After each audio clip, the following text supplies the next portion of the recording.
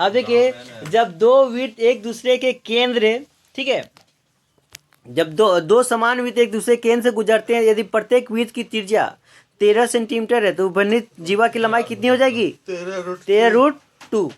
ठीक है, सर √3, 13√3। ठीक है, दूसरा का आंसर हो जाएगा 2240। ठीक है, अब देखिए शंकु का आयतन क्या होता है जी? शंकु का आयतन 1/3 पाई स्क्वायर एच है ना। तो तिर्य को ऊंचाई और त्रिज्या दी हुई है, वहां से एच निकाल लेंगे और पुट कर देंगे। ठीक है, चलिए अब देखिए 5 नंबर में आते हैं हम लोग। इंडियन सुपर लीग का खिताब किसने जीता जी? तो मोहन बगान सुपर जॉइंट, मोहन बगान सुपर जॉइंट ने जीता है। ठीक है, अब देखिए मोहन बगान सुपर जॉइंट का स्थापना क्लब कब हुआ था? स्थापना 1889 में। ठीक है, ये एशिया का सबसे पुराना क्लब में से एक है। हाँ, ठीक है। अतः फुटबॉल में मोहन बगान सुपर जॉइंट ने कोलकाता के विवेकानंद युवा भारती क्रीड़ांगन स्टेडियम में बेंगलुरु एफसी को हराया था। किसको हराया था जी? बेंगलुरु एफसी को हराया था। ठीक है, चलिए ये कौन सा संस्करण है इसका? इसका 11वां संस्करण है। ठीक है, नेक्स्ट आते हैं हम लोग।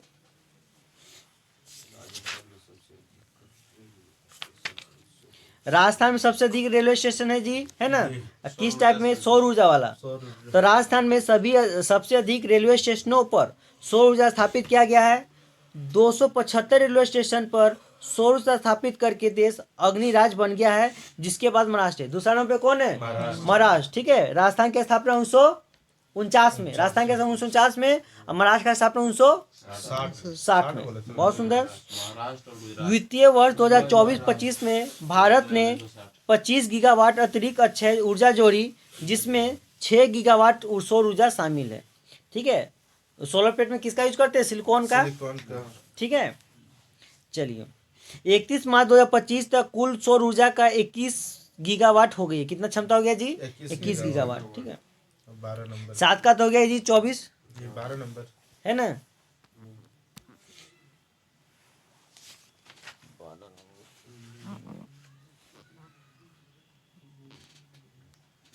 ठीक है, इसका हो गया आपको 9 का हो गया सी, 10 का हो गया डी ने। ठीक है, अब देखिए 11 का तो हो गया जी आपको, है ना। ठीक है, 0.5 से गुना 0.5 प्लस, फिर 1 से गुना 1 प्लस, फिर 1.5 से गुना 1.5 प्लस। ठीक है, चलिए सीमेंट और सिलिका में मौजूद अनुमानित मात्रा होती है, तो कितना होती है जी? तो 17 से 25% होती है। चूना पत्थर में खरिया की मृतिका या सेल के साथ खूब गर्म करने के उपरांत प्राप्त होने वाले पदार्थ को सीमेंट कहते हैं। सीमेंट उत्पादों के संयंत्रों को चूना पत्थर, चिकनी मिट्टी और जिप्सम की आवश्यकता होती है। सीमेंट की प्रमुख से कैल्शियम सिलिकेट, एल्युमिनियम सिलिकेट का मिश्रण है। इसमें जल के साथ मिश्रण करने पर जमने का गुण होता है। ठीक है, जल के साथ मिश्रण करने से जमता है जी। ठीक है, अब देखिए जल के साथ मिश्रित करने पर सीमेंट का जमना, उसमें उपस्थित कैल्शियम सिलिकेट और एल्युमिनियम सिलिकेट के जलयोजन के अभिक्रिया के कारण होता है। किसके कारण? कैल्शियम सिलिकेट और एल्युमिनियम सिलिकेट के जलयोजन के अभिक्रिया के कारण जमता है।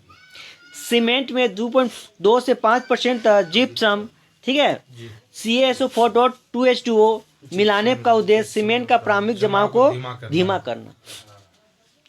ठीक, इसको क्या करना है? जमाव को धीमा करना। ठीक है, इतना % मिला देंगे जिप्सम ना सीमेंट में, तो ये धीमे होगा। ठीक है, घर में क्या होता है? धीरे धीरे होता है ना। अब पुल जो ओवर ब्रिज बनता है, ये सब पुल है ना, पिलर बनता है, सब जल्दी होता है। ठीक है, चलिए अब देखिए बताइए सीमेंट में घटक कौन कौन से हैं? तो CaO 60 से 70%। CO कितना था जी? 60 से 70%। ठीक है, तो ये क्या CO क्या है? Calcium oxide. इसको क्या बोलते हैं? बिना बुझा हुआ चूना। ठीक है, सिलिकॉन ऑक्साइड 20 से 25%। सिलिकॉन ऑक्साइड, ठीक है, यही क्वेश्चन अभी पूछा था, सिलिका। ठीक है, एल्युमिनियम ऑक्साइड 5 से 10%। ठीक है, उभयधर्मी इसको कहते हैं। Fe2O3 2 से 3%। ठीक है, ये सब देख लीजिएगा। और CaSO4.2H2O इसको जिप्सम बोलते हैं। और CaSO4.5H2O plaster of Paris.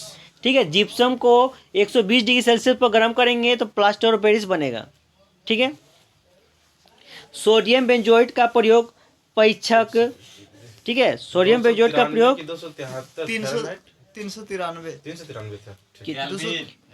Kelvin kelvin 120 degree Celsius, 273.0 degree Celsius के ठीक है, सेल्सियस ना हो, एक तो 273 सेल्सियस भी है सर। 0 डिग्री सेल्सियस के बराबर होगा तब।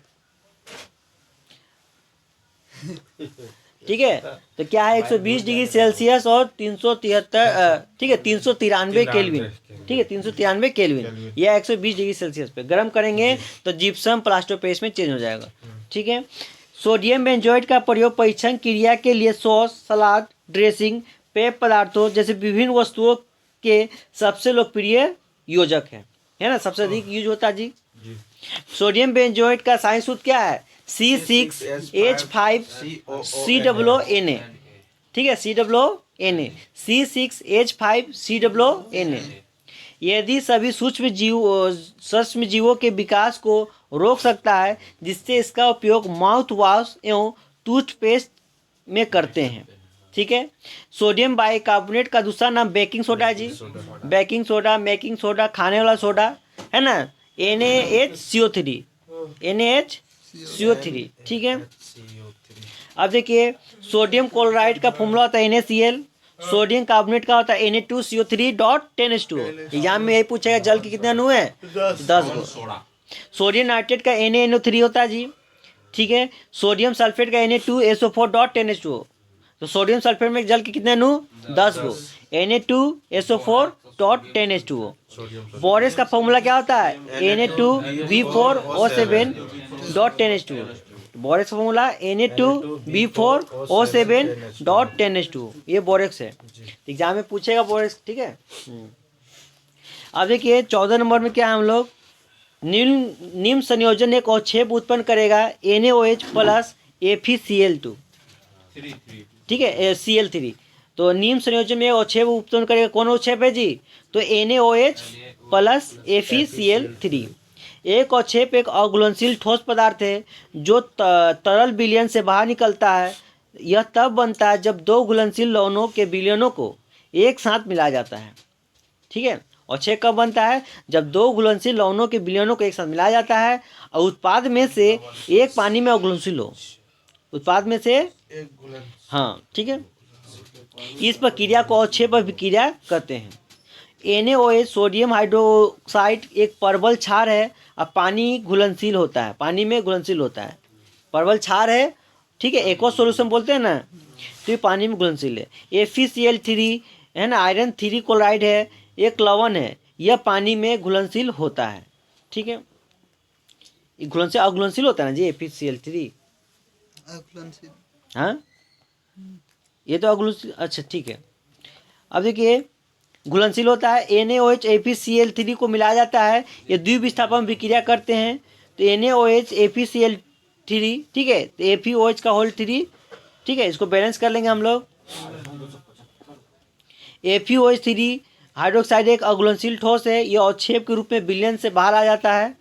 ठीक है, आयरन ऑक्साइड के एग्जाम में पूछेगा कैसा कलर होता है? भूरा कलर, आयरन ऑक्साइड का कलर भूरा होता है। NaCl एक लवण है, पानी में अघुलनशील होता है। ठीक है, लोहा जंग लगना, लोहे का भार में वृद्धि, जंग लगने से लोहा का भार में वृद्धि। ठीक है, लोहे में जंग से बचाने के लिए क्या करते हैं? गैल्वेनाइजेशन, जिंक के परत चढ़ाते हैं। ठीक है, ठीक है।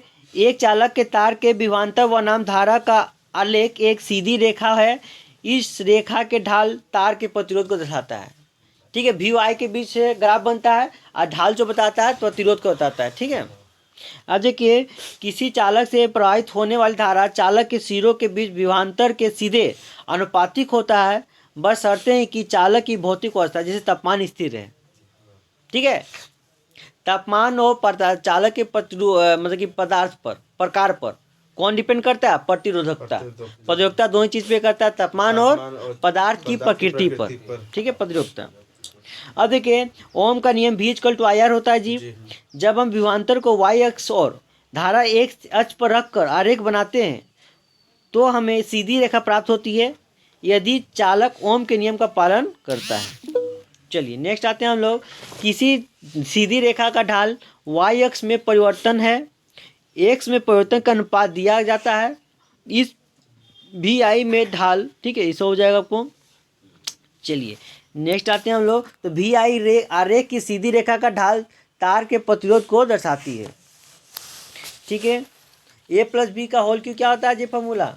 ए cube plus B cube plus 3ab plus 3ab into A plus B. ठीक है, तो A cube plus B cube plus 3ab into A plus B, ठीक है। चलिए तो इसका हो जाएगा 16 का डी हो जाएगा जी आपको, ठीक है। नेक्स्ट आते हैं हम लोग 17 में, ठीक है।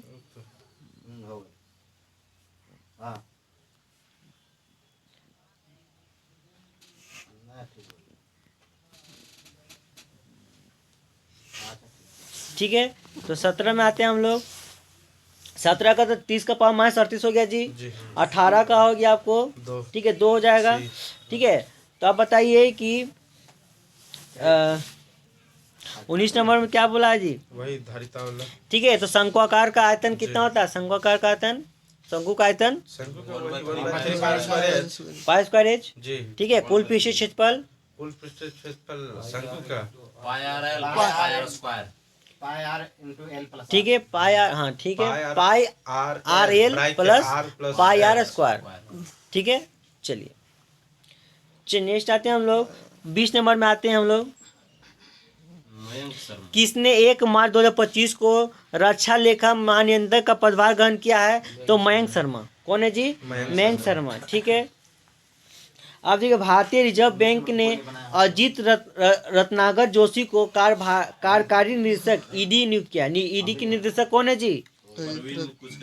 तो अजीत रत्नागर को कार्यकारी निदेशक ईडी नियुक्ति किया है, ठीक है। भारतीय रिजर्व बैंक ने अजीत रत्नागर जोशी को कार्यकारी निदेशक ईडी नियुक्त किया है, जो सांख्यिकी और सूचना प्रबंधन विभाग और वित्तीय स्थिरता विभाग को काम देखेंगे।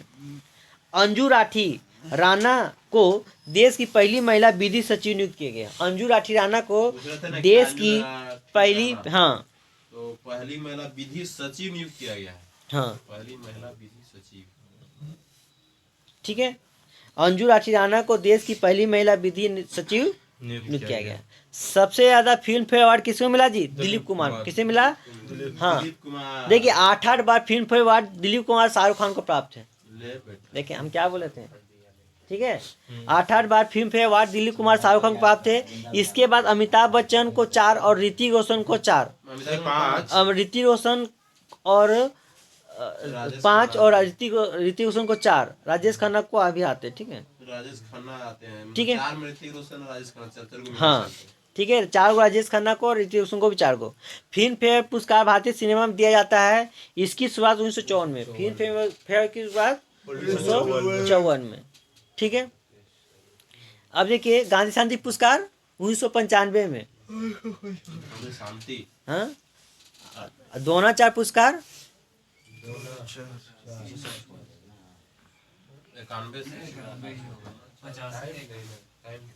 91 तो 61 अर्जुन पुरस्कार था। अर्जुन 61 है, 85 होगा, 85 होगा। तो 1985 में द्रोणाचार्य होना चाहिए, ठीक है। अब देखिए राजीव गांधी रहे थे 51 92 1991 और 92 में, ठीक है ना। तो द्रोणाचार्य पुरस्कार 1985 में, ठीक है। नेक्स्ट आते हैं हम लोग, अब देखिए 22 का तो हो गया जी बी नंबर, ठीक है। 27 में तो 23 का हो गया आपको बी नंबर, 24 का हो गया आपको ए नंबर, ठीक है। 25 का हो जाएगा आपको डी नंबर, 26 का हो जाएगा आपको बी नंबर, ठीक है। 27 का हो जाएगा आपको पीछे की ओर। जब हम एक बस में ड्राइवर की मुंह रख के खड़ा होंगे तो बस अचानक से चलने लगेगी तो हम पीछे की ओर ढकल खाते हैं जी। चलिए, तो इसको क्या बोलते हैं? जरूरत का नियम। और जरूरत का नियम मतलब क्या? कोई आदमी स्थिर था तो स्थिर जरूरत का नियम, वही दौड़ते हुए होता तो गति का जो पराम में जो स्थिति में रहेगा, प्रारंभिक की स्थिति जो रहेगा उसका नियम। अगर गति में रहता आदमी तो गति का जरूरत, अगर स्थिर रहता आदमी तो स्थिर का जरूरत, ठीक है। जरूरत का नियम भार का नियम के समानुपाती होता है जी, ठीक है। इसको द्रव्यमान का नियम भी बोलते हैं। अब देखिए 28 नंबर में देखिए, स्केन कायमा उत्तक तनों में सनवनी बंडल के समीप पत्तियों की सिराएं और बीजों फलों को कठोर छिलके में उपस्थित होता है। स्केन कायमा कैसा आता है जी? स्केन कायमा उत्तक तनों सनवनी बंडल के समीप पत्तियों की सिराएं बीजों और फलों की कठोर छिलकों में उपस्थित होता है। स्केन कायमा एक प्रकार का अस्थायी उत्तक है। अस्थायी उत्तक कौन कौन है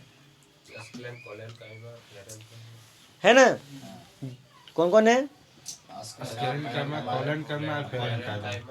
ठीक है, स्केन कायमा, कोलन कायमा और पेन कायमा। ठीक है, चलिए। पैकेजिंग करना और कोइन कामा को ही स्थूल कोण बोलते हैं। कोइन कामा को ही स्थूल कोण बोलते हैं और स्केन कामा को मृदुतक भी बोलते हैं ना। ठीक है, मतलब कि स्केन का छाल जो होता है, नारियल का छाल, तो स्केन कामा का बना होता है जो मृत होता है। अब विभाज्य तो कौन कौन है? हाँ, 3 तरह का होता है, अंतर्वेशी, ठीक है, पार्श्व और शीर्ष। ठीक है, और शीर्ष में हो तो शीर्ष भी होता है उत्तक। ठीक है, पार्श्व मतलब कि तना विधि हो तो पार्श्व।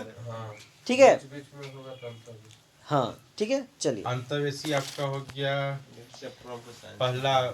अब देखिए, और स्केन का एक प्रकार का स्थायी उत्तक है जो पौधों को यांत्रिक सहायता और मजबूती प्रदान करता है। इसकी कोशिकाएं मृत, लंबी और मोटी होती है। स्केन का 2 प्रकार के होते हैं, फाइबर लंबी पतली नुकीली कोशिकाएं होती है जो बंडलों में पाई जाती है। ठीक है, अब ये होता है स्क्लेरी, छोटी गोल अनियमित आकार की कोशिकाएं होती है जो अकेले और समूह में पाई जाती है, अकेले या समूह में। स्केन कायमा उत्तक निम्न स्थान पे पाए जाते हैं, तनों में सनोनी बंडल के समीप, पत्ती में सिराओं में, पत्ती में पाए जाते हैं उसके सिराओं में, और बीजों फलों में कठोर छिलके में। ठीक है, जहाँ भी छिल कठोर है तो वहाँ पाएगा।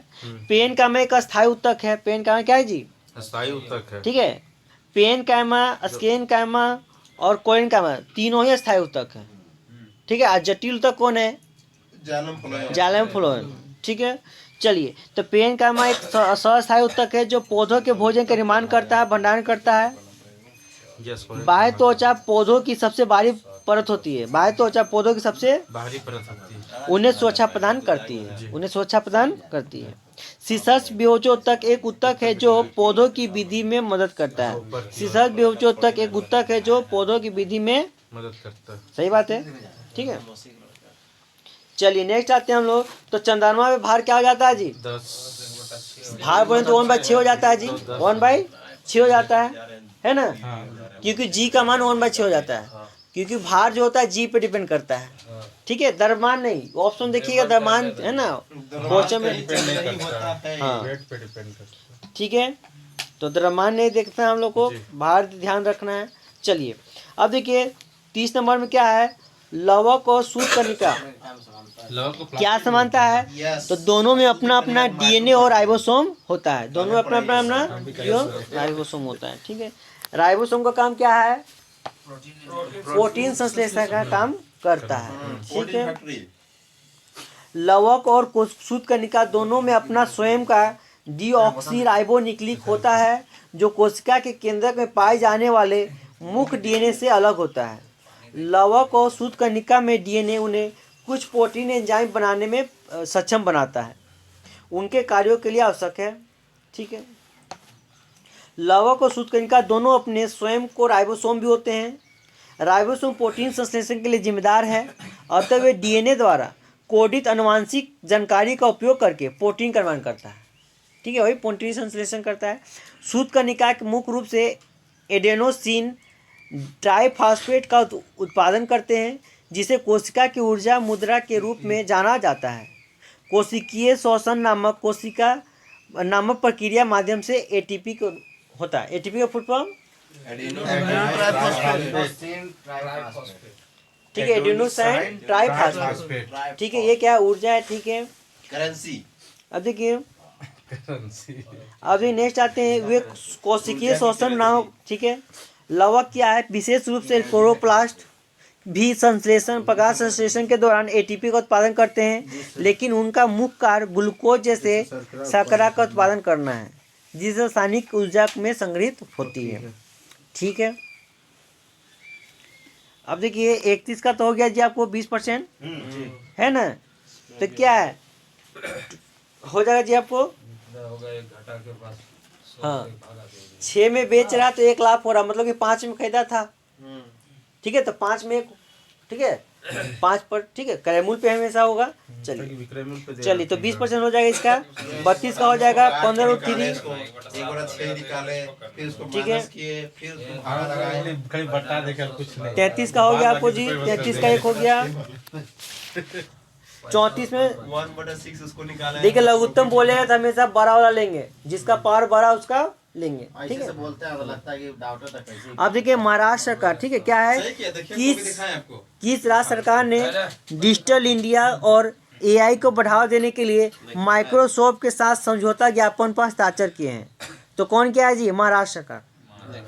ठीक है, माइक्रोसॉफ्ट का स्थापना कब हुआ जी, माइक्रोसॉफ्ट का स्थापना 1975 में। कब हुआ था, 1975 में, 1995 इंटरनेट का 1995 में। ठीक है, 1/6 तो इस निकालना था। महाराष्ट्र सरकार ने डिजिटल इंडिया और एआई को बढ़ावा देने के लिए माइक्रोसॉफ्ट के साथ समझौता ज्ञापन हस्ताक्षर किए हैं। इसके तहत मुंबई, पुणे, नागपुर में 3 एआई उत्कृष्टता केंद्र स्थापित किए जाएंगे। इसके तहत मुंबई, पुणे और नागपुर में 3 एआई उत्कृष्टता केंद्र स्थापित किए जाएंगे।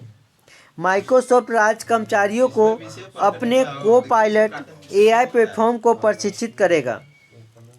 ठीक है, अब देखिए आईसीसी वनडे चैंपियन ट्रॉफी 2025 की किताब किसने जीता जी, भारत जीता। ठीक है, इंडिया जीता। कितना रन सर आया? ठीक है, आईसीसी पुरुष चैंपियन ट्रॉफी 2025 19 फरवरी से 9 मार्च तक पाकिस्तान और यूएई में खेला गया था। पाकिस्तान और कहाँ खेला गया, यूएई में। हाँ, भारत बहुत पाकिस्तान में नहीं खेलेंगे। ठीक है, रोहित शर्मा की कप्तानी में टीम इंडिया ने न्यूजीलैंड को हराकर आईसीसी चैंपियन ट्रॉफी 2025 में ऐतिहासिक जीत दर्ज की है।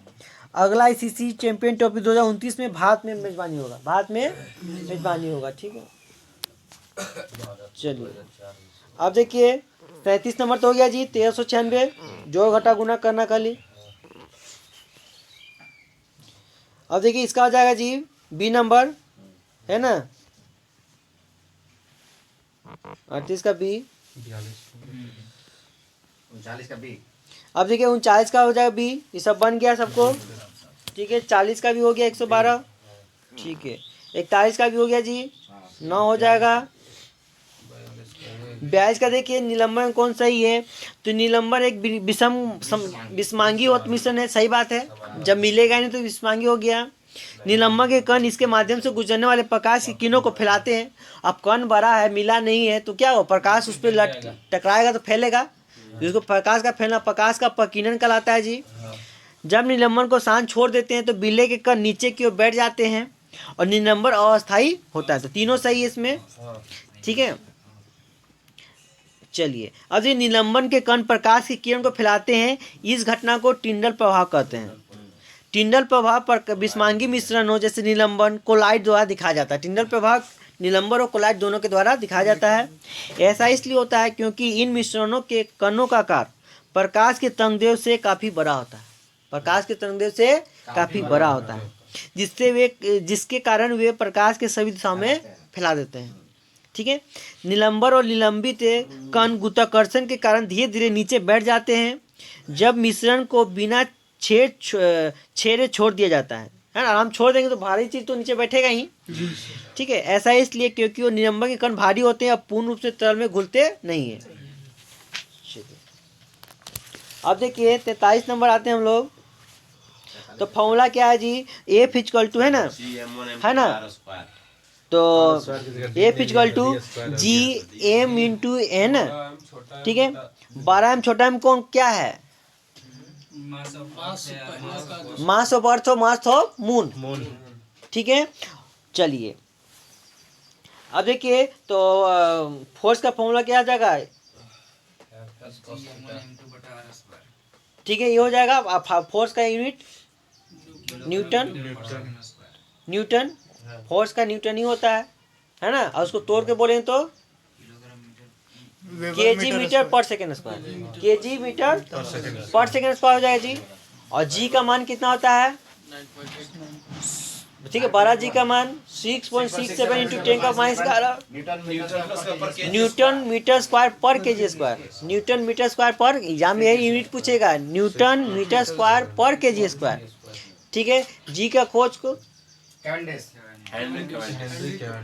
ठीक है, तो ठीक है, जी का मान दिया था हेनरी कैवेंडिश ने। जी का मान किसने दिया था, हेनरी कैवेंडिश ने।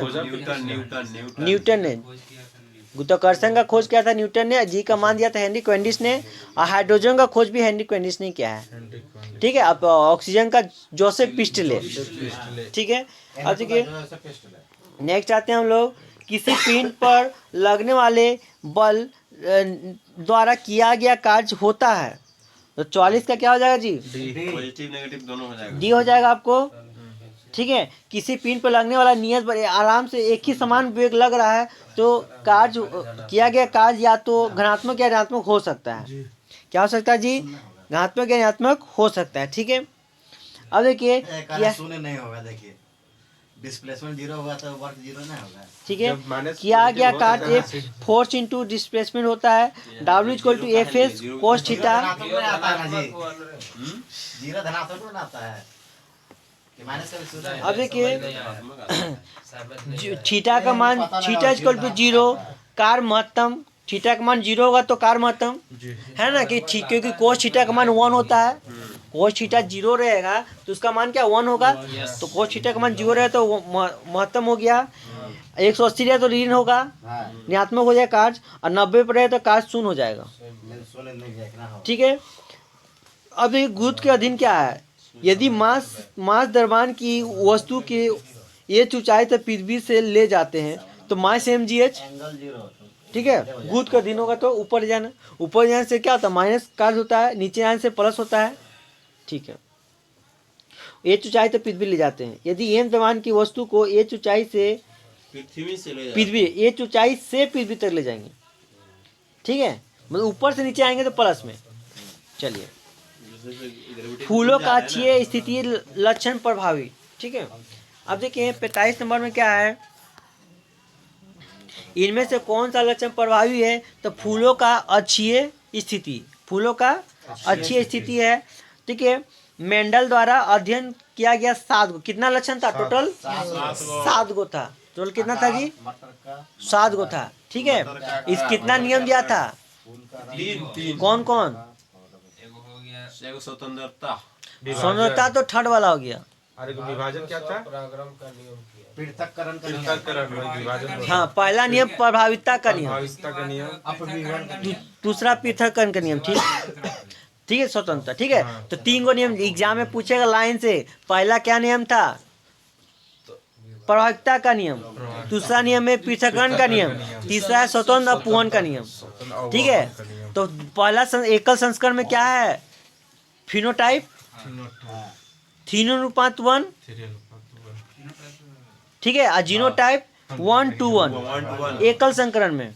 और द्वि संकरण में फिनोटाइप 9:3:1 क्या होता है 9:3:1। और जीनोटाइप 1:1 ठीक है 1:1 2:4 1:1। ठीक है, याद रखिएगा। चलिए, अब देखिए पूछेगा मटर का आकार कैसा था। तो गोल और झुर्रीदार थे। मटर का रंग हरा और पीला था। फली का आकार संकुचित और फूला हुआ था। फली का रंग हरा पीला। फूलों का रंग बैंगनी और सफेद। पौधों का आकार लंबा और बौना। फूलों की स्थिति अच्छी और टर्मिनल। ठीक है, अब देखिए 46 क्या बोल रहा है कि 6 का स्थानीय मान और आंकिक मान। तो 6 का अंक का तो 6 ही लेंगे। और स्थानीय मान क्या होता है 6 के बाद जितना अंक है 0। तो 6 का स्थानीय मान 6000, आंकिक मान 6, और दोनों घटा देंगे तो कितना 5994 5994। ठीक है, चलिए अब देखिए नेक्स्ट आते हैं हम लोग।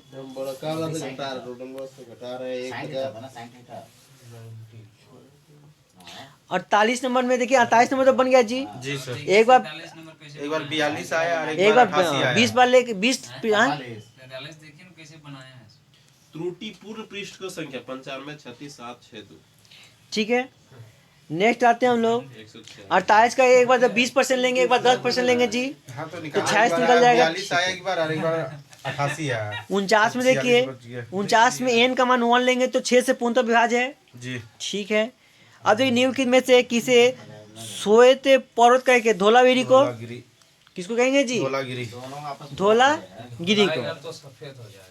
ठीक है, अब देखिए ये तो उत्तराखंड में पड़ता है जी। गुजरात में ना? नेपाल। अब देखिए धौलागिरी नाम संस्कृत शब्द है धौल से, ठीक है, श्वेत पर्वत भी कहते हैं। धौलागिरी हिमालय पर्वत श्रृंखला का ही भाग है जो कि नेपाल में स्थित है।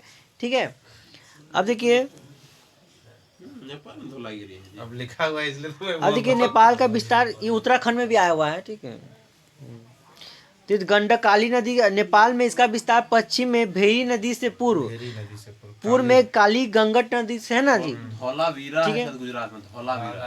अरे धौलागिरी है। ठीक है, वो धौलावीरा है, धौलागिरी नहीं है। व्हाइट माउंट, ठीक है, व्हाइट माउंट बेटन यूएसए के न्यू हैम्पशायर राज्य में अल्पाचियन पर्वत का एक उपखंड है। व्हाइट माउंट बेटन यूएसए के न्यू हैम्पशायर राज्य के अल्पचयन पर्वत का एक उपखंड है। ठीक है, धौलावीरा गुजरात में। ठीक है, तो विष्णु प्रयाग क्या है जी? विष्णु प्रयाग, ठीक है, अलकनंदा और धौलागिरी के मिलने से बना है विष्णु प्रयाग। ठीक है, धौलागिरी। ठीक है, उत्तराखंड में स्थित है ये सब। ठीक है, चलिए नेक्स्ट आते हैं 51 नंबर। अप्रैल 2025 में हिंदी फिल्मों में प्रसिद्ध अभिनेता मनोज कुमार का निधन हो गया। दादा साहब फाल्के पुरस्कार कब दिया गया था? 15 में। तो 2015 में, 2015 में दिया गया था जी। ठीक है, ठीक है, भारतीय सिनेमा और कला में उनके योगदान के लिए उन्हें 1992 में पद्मश्री पुरस्कार मिला था। पद्मश्री कब मिला था जी इनको? नहीं इसको पद्म 1992 में। ठीक है, 1992 में और क्या हुआ था? तो राजीव है ना, राजीव गांधी शांति पुरस्कार, खेल पुरस्कार हुआ था ना। ठीक है, चलिए अब देखिए 52 का हो गया जी आपको, 52 का बी हो जाएगा 4 गो, और 53 का तो हो गया जी आपको 32 गो, है ना। 21 और 12 जोड़ेंगे, लेकिन दोनों में तो एक आदमी कॉमन है तो एक हटा देंगे। चलिए 33 और अब देखिए 54 का हो जाएगा ये नंबर जी। चलिए बहुत सुंदर। 56 का देखिए 56 का हो जाएगा 681। सब में माइनस करना है, फिर 29 जोड़ना है। ठीक है, चलिए एक एक स्टेप को हटा के भी कर सकते हैं। कर दिए हैं। ठीक है, चलिए नीम में से खेत में पाए जाने वाले खरपतवार, ठीक है, नाम प्लस खरपतवार नाशी। ठीक है, अब देखिए नीम की में से खेतों में पाए जाने वाले खरपतवार और अवांछित पौधों का उदाहरण क्या है? तो जेंथियन, क्यूगोरो, पार्थेनियम, गागर घास, साइप्रस, रोडंडस, मोन्था। ठीक है, ये सभी हैं। जंगली गाजर, कॉमन मूलिल, मक्स थीस में आदि द्विवार्षिक खरपतवार के उदाहरण हैं। द्विवार्षिक खरपतवार 2 वर्षों में अपना जीवन चक्र पूरा करते हैं। द्विवार्षिक है तो 2 वर्ष में। ठीक है, पहले वर्ष में अपना वनस्पति चरण पूरा करते हैं, दूसरे वर्ष में वो अपना प्रजनन चरण पूरा करते हैं।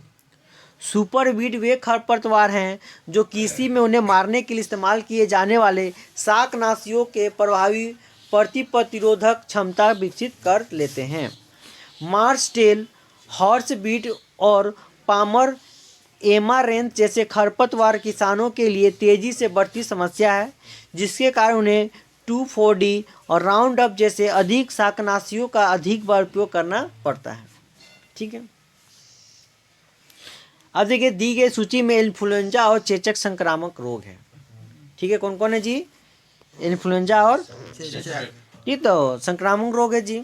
ठीक है, अब ये संक्रामक रोग ऐसे होता है जो एक व्यक्ति से दूसरे व्यक्ति में तीव्र गति से फैलता है। शरीर में तरल पदार्थ के संक्रमण के माध्यम से, एरोसोल द्वारा, जैसे खांसी और छींकने के माध्यम से, नहीं बोलते, दूर से खांसो छींको, हाथ रख के खांसो, है ना, रुमाल रख के छींको, ठीक है। ये भी वेक्टर के माध्यम से संक्रामक रोग फैलाते हैं। कैंसर और एलर्जीज यह संचारी रोग है और संक्रमण व्यक्ति में से एक व्यक्ति से स्वस्थ व्यक्ति में नहीं फैलते हैं। इन्फ्लुएंजा विषाणु के कारण होता है जी, है ना। तो इसका क्या है विषाणु का फॉर्मूला, ये चाचा डांटो मत खरे गाल पर छापो, ये चाचा डांटो मत खरे गाल पर छापो, ये विषाणु से ट्रिक है, ठीक है। इन्फ्लुएंजा सिर और शरीर दर्द, गले में खराश, बुखार, आंत की संबंधित है। कोलेरा विब्रियो कोलेरी से होने वाला रोग है, कोलेरा, ठीक है। अब देखिए 59 का हो गया आपको, विस्थापित पानी का वजन, हवा में पत्थर का वजन माइनस पत्थर का वजन, तो 250 हो गया जी, है ना। तो विस्थापित पानी का वजन बाबू उत्प्लावन बल, ठीक है। चलिए तो रोजी से कर देंगे गुना, तो 1000 हो जाएगा जी, 1000 से भाग कर देंगे 250 बटा 1000, 0.025, ठीक है। चलिए हाँ ठीक है, तो 0.0 और 10 से भाग देंगे, क्या रोजी होता है ना, ठीक है। चलिए नेक्स्ट आते हैं, तो क्या 250 बटा रोजी, तो रो का मान 1000, अजी का मान 9.8, तो 0.25 आ जाएगा। अब देखिए 60 में क्या है, निम्नलिखित में से कौन सी एविज नहीं है, तो एविज नहीं है तो क्या है, रिवेज की विशेषता नहीं है। ये जीवित बच्चों को जन्म देते हैं और कुछ अपवादों को छोड़कर जो कि अंडे देते हैं, ठीक है। गलत है, ये सब नहीं। ये नहीं है। एविज का विशेषता क्या क्या पढ़ते हैं हम लोग, सही वाला, ये गर्भ खून वाले होते हैं, ये फेफड़ों से सांस लेते हैं, ये इनका हृदय 4 कक्षीय होता है, 4 कक्षीय मानव का भी होता है, मेमेस का भी होता है ना, घड़ियाल का भी होता है, एविज पक्षी वर्ग हो गया जी। ठीक है। तीरी हृदय काष्ठ किसका होता है, पक्षी एविज किसको? पक्षी वर्ग का ही, ठीक है। उस मगरमच्छ का ठीक है, मगरमच्छ का तो 4 होता है ना, अपवाद में हो। ठीक है, और मछली का 2 कक्षीय, दो हृदय होता है, और मछली में एक, उभयचर में 3, हाँ उभयचर में 3, और मछली में एक एकल परिसन तंत्र होता है, ठीक है। चलिए अब देखिए पक्षी की मुख्य प्रजनन विधि अंडे देना है ना, पक्षी लोग तो देवे करता है जी। पक्षियों के 4 कक्षीय हृदय वाला होता है, ठीक है। ऑक्सीजन युक्त और ऑक्सीजन रहित तो अलग होता है। इससे सांस लेने के लिए फेफड़ा होती है।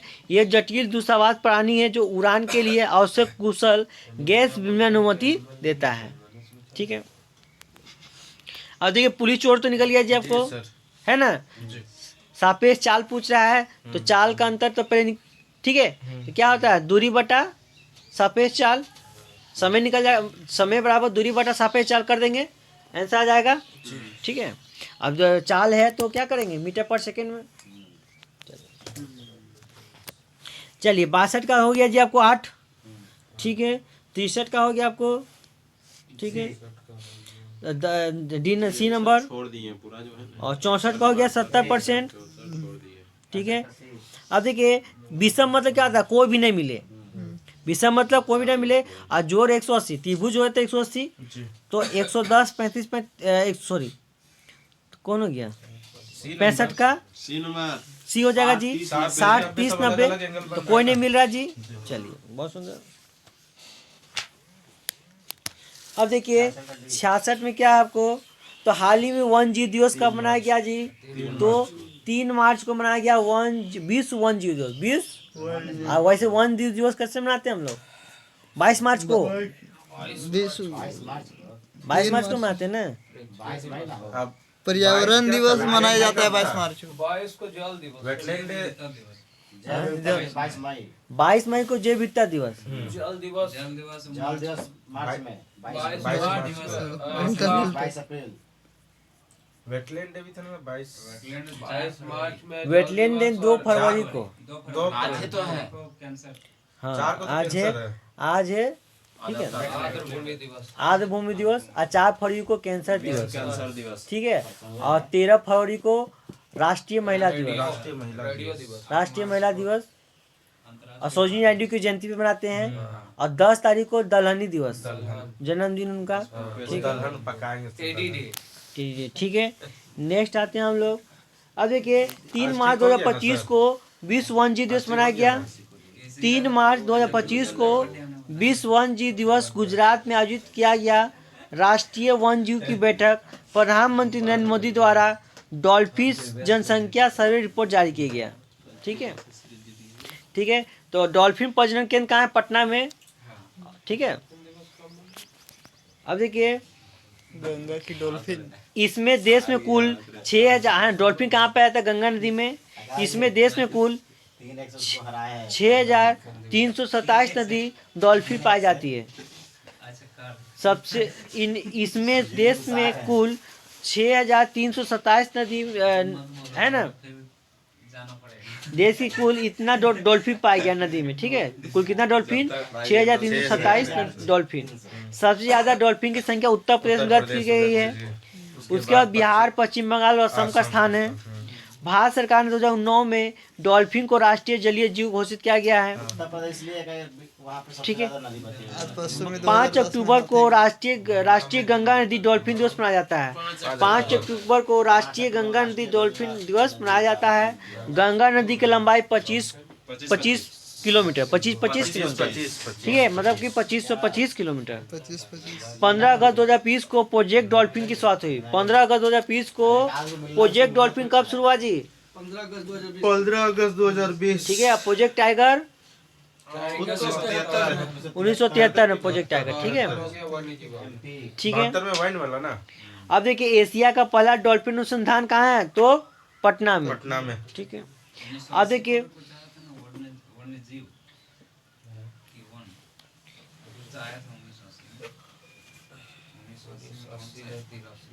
अब देखिए, बॉप्स अधिनियम 2025 के द्वारा बॉप अधिनियम 1995 को संशोधित किया गया।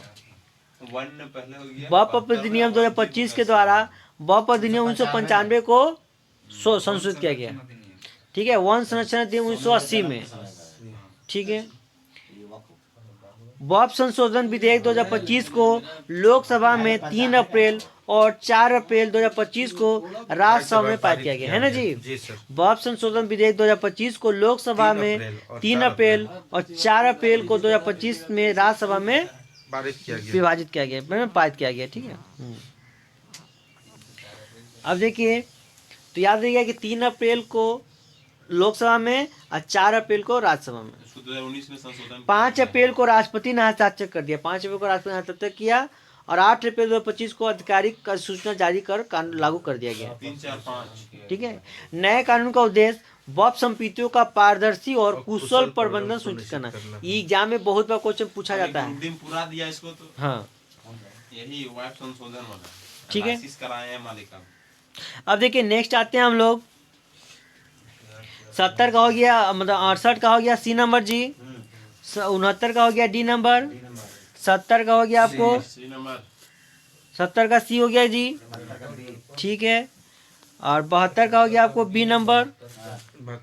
72 का बी, 71 का भी बी।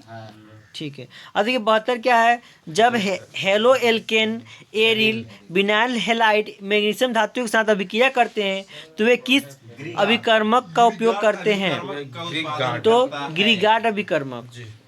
जब हेलो एल्केन और एरिल और विनाइल हैलाइड मैग्नीशियम धातु के साथ अभिक्रिया करते हैं तो गिगार्ड अभिकर्मक का उत्पादन करते हैं। ठीक है, गिगार्ड अभिकर्मक। जहाँ पूछेगा, जब हेलो एल्केन, एरिल और विनाइल हैलाइड मैग्नीशियम धातु के साथ अभिक्रिया करते हैं वे गिगार्ड अभिकर्मक का उत्पादन करते हैं। गिगार्ड अभिकर्मक आर्गेनो मैग्नीशियम यौगिक होते हैं जिनका समान सूत्र RMgX होता है, जहाँ R का एक एल्काइन और एरिल विनाइल समूह होता है। ठीक है। चलिए, फ्लेमिंग अभिकर्मक यह रासायनिक अभिकर्मक है जिसका उपयोग एल्डिहाइड और कीटोन के बीच, किसके बीच जी? तो फेलिंग बोलेगा तो एल्डिहाइड और कीटोन के बीच। ठीक है, फेलिंग बोलेगा तो एल्डिहाइड और कीटोन के बीच। ठीक है। फेलिंग विलयन तांबा सल्फेट क्षारीय घोल से बनता है। फेलिंग विलयन तांबा सल्फेट के क्षारीय घोल से बनता है। टोलिन अभिकर्मक पूछेगा आपसे, अभिकर्मक रासायनिक अभिकर्मक जिसका उपयोग एल्डिहाइड की पहचान के लिए, टोलिन अभिकर्मक अमोनिया के सिल्वर नाइट्रेट का घोल है। ठीक है। और फेलिंग में क्या था? तांबा सल्फेट क्षारीय घोल बनाता है और टोलिन में अमोनिया के सिल्फर नाइट्रेट का घोल बनाता है। ठीक है, सिल्फर नाइट्रेट का फॉर्मूला AgNO3, ठीक है। हिंसबर्ग अभिकर्मक बेंजीन सल्फोनिल क्लोराइड में होता है। हिंसबर्ग अभिकर्मक में बेंजीन सल्फोनिल क्लोराइड होता है। इसका उपयोग प्राथमिक, द्वितीयक और तृतीय एमीन के अंतर के लिए, किसके लिए? एमीन के अंतर के लिए करते हैं। अब देखिए 73 में क्या है, एक आवर्तक लेंस, इसका उपयोग किया जाता है जिससे देखा जाने वाले प्रतिबिंब को समांतर निकट बिंदु की अपेक्षा नेत्र में अधिक समीप लाया जा सकता है। ठीक है, तो बीम द्वारा नेत्र पर अंतरित कोण बड़ा होता है और इस प्रकार अधिक विस्तार में देखा जा सकता है। ये नंबर हो जाएगा। ठीक है, अब देखिए नेक्स्ट आते हैं हम लोग 74 में। ATP 1 मोल ऑक्सीजन गैस के बराबर है, तो क्या है होता है? ए नंबर 6.022 इंटू 10⁻23 ऑक्सीजन अणुओं में, ऑक्सीजन अणु में। ठीक है, बहुत सुंदर। आप देखिए 12 अच्छा, मोलों की संख्या पर क्या होता है? हाँ द्रव्यमान बटा आणविक द्रव्यमान, आणविक द्रव्यमान, दिया गया द्रव्यमान बटा आणविक द्रव्यमान, आणविक द्रव्यमान। ठीक है, वेट बाय एटॉमिक वेट ठीक है। अब देखिए, अब पूछेगा इनटू मोलों की, नंबर मोलों जो दिया हुआ है 6.022 इंटू 10⁻23 ऑक्सीजन के अणुओं में, ऑक्सीजन कितना ग्राम है? तो 32 ग्राम। 30 ग्राम।